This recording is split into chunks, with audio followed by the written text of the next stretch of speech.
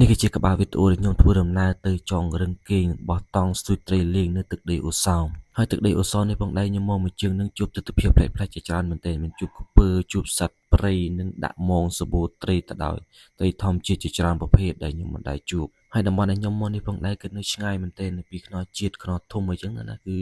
ដី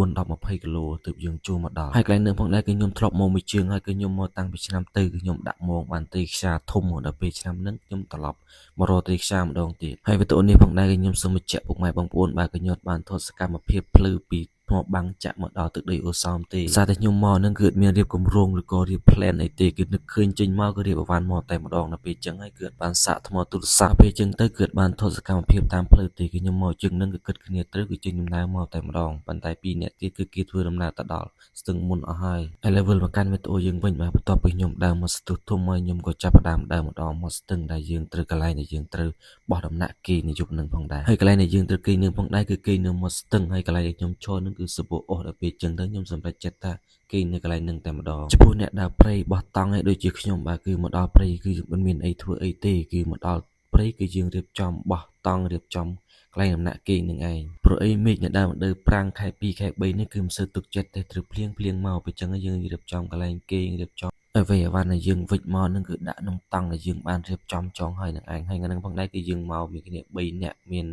ពូលីហើយនឹងពូជេវដែលមកជាមួយគ្នាហ្នឹងតែចំណែក2នាក់គេគឺគេងដំណាក់ផ្សេងចំណែកខ្ញុំគេងដំណាក់ផ្សេងពេលចឹងទៅខ្ញុំជិះគេងជាមួយគេចឹងណាគេងអ្នកឯងមិនមានអារម្មណ៍រ៉ូមែនទិកអីចឹងទៅឥឡូវបន្ទាប់ពីខ្ញុំចងរឹងចងអីហើយខ្ញុំក៏ធ្វើការមករកអស់និងកាប់អស់ទុកដុតនៅពេលយប់ដាំបាយធ្វើម្ហូបនៅពេលល្ងាចអីចឹងទៅព្រោះអីថាដើរព្រៃគឺមានតែតកេះនឹងឯងសម្រាប់ដុតដាំបាយនិងធ្វើម្ហូបហើយបន្ទាប់ពីខ្ញុំរកអស់រកអីហើយខ្ញុំក៏ធ្វើការរៀបចំដំឡើងតង់ព្រោះអីថាខ្លាចយប់គេងទៅមានភ្លៀងអីទៅយើងពិបាកឬនឹងសារតង់ទាំងយប់ឥឡូវខ្ញុំកំពុងតែរៀបចំដំឡើងតង់និងបោះអង្គរចងរៀបចំឲ្យស្អាតទុកឲ្យហើយព្រោះអីខ្លាច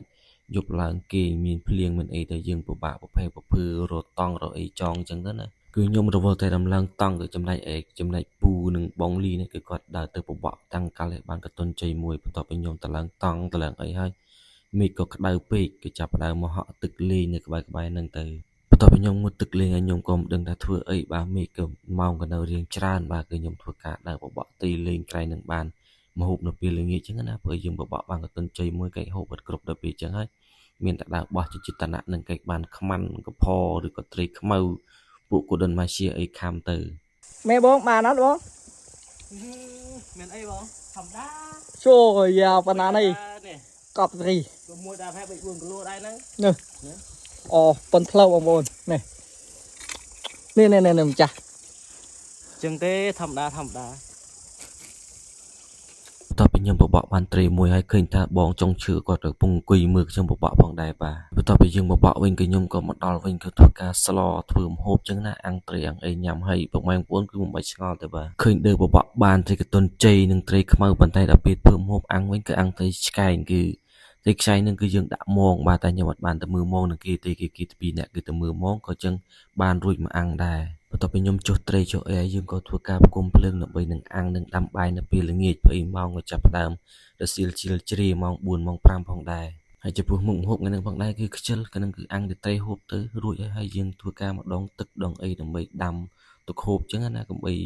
ហូបទឹកឆៅទៅខ្លាចចុកពោះចឹកអីដល់ពេលចឹងមានតែដងដាំទឹកក្តៅដើម្បីញ៉ាំនៅពេលយប់ឥឡូវត្រីដែលយើងអាំងចាប់ផ្ដើមឆ្អិនប្រដៅដែរខ្ញុំក៏មិនផ្អង់យូរចាប់ផ្ដើមហាន់ទឹកជ្រលក់គឺទឹកជ្រលក់យើងគឺមានអីពិបាកទេហាន់ខ្ទឹមម្រេចស្ករអំបិលប៊ីចេងហើយនឹងម្ទេសនឹងដាក់កន្លុកចូលគ្នាទៅនិយាយពីថាអូជាតិមែនទែន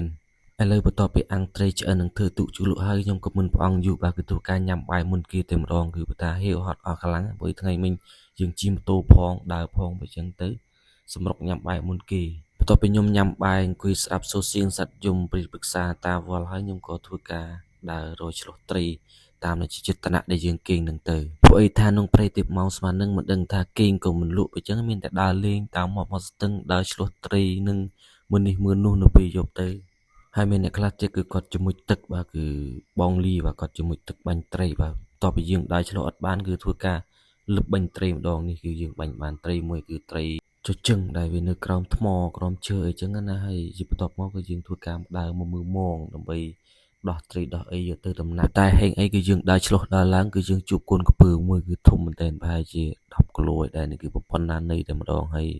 ត្រីដែលយើងដាក់មងបានហ្នឹងគឺយើងធ្វើការយកមកហាន់ចកង់ដើម្បីដាក់សទួចកាយនឹងបានត្រីពពួកត្រីខ្យាឥឡូវបន្ទាប់ពីយើងហាន់ត្រីហើយខ្ញុំក៏ធ្វើការមកដាក់សទួចដាក់មងទុកក្នុងស្ទឹកហើយព្រឹកឡើងយើងចាំអ៊ុតទាំងអស់គ្នាមើលថាសទួចរបស់ខ្ញុំនឹងមងយើងបានច្រើនអត់នៅពេលព្រឹកបន្ទាប់ពីដាក់ស្ទួយដាក់មងហើយយើងក៏វិលមកកាន់ដំណាក់ហើយមងរបស់យើងផងដែរគឺយើងបានប៉ុណ្្នឹងបានប្រហែលជា4 10 20គ្រាប់គឺយើងធ្វើការឆ្អើរទុកព្រឹកនឹងដើម្បីហូបនៅថ្ងៃស្អែកបន្តទៀតឥឡូវក៏យប់យន្តទុនទៀបម៉ោងប្រហែលជាមិន10ពី10ហើយខ្ញុំក៏ធ្វើការងុយគេងដល់ពេលចឹងហើយគឺមិនព្រះអង្គយូរដល់គឺរៀបចំឡើងរឹងឡើងអីកំពុងតែគេងឲ្យបានហើយជប់នឹងផងដែរគឺគុតណាយពុកម៉ែបងប្អូនបាទសុបិនល្អបាទគឺជួបគ្នានៅពេលព្រឹកបន្តទៀតបាទអរុនសួស្ដីនៅពេលព្រឹកបាទហើយសួស្ដីដល់បងប្អូនអ្នកមើលបាទគឺយើងងើបមកនិយាយពីថាមិនធ្វើអីទេបាទងើបមកដាំទឹកផឹកកាហ្វេមួយកែវសិនមុននឹងចេញដំណើរទៅមើលមងមើលសទួចរបស់យើងហើយព្រឹកនៅផងដែរគឺនៅតំបន់អូសោមនេះនិយាយពីថាគឺអសតិចៈទេងើបមកអាកាសធាតុល្មមមកគេងលក់ស្រួលនឹង